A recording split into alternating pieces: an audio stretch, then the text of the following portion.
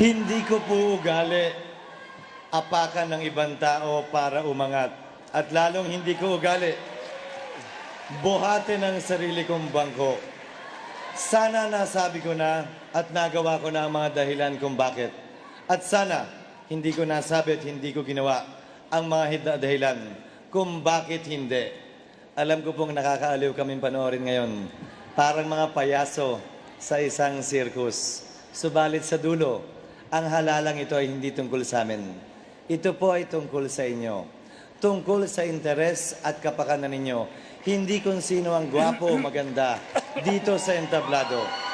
Sa dulo, sa araw ng eleksyon, magkakapantay-pantay ang bawat isa.